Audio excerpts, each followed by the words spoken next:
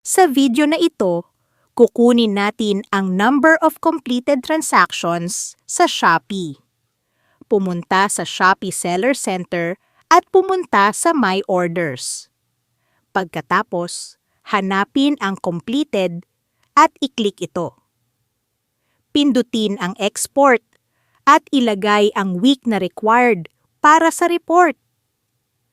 Halimbawa, kung ang report mo ay sa March 9, piliin ang March 2 to March 8, 2026. Pagkatapos, i-click ang export, download ang file.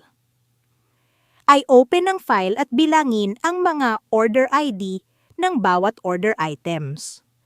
Kung ang isang order ID ay may kaparehong order ID, isahang bilang na iyon.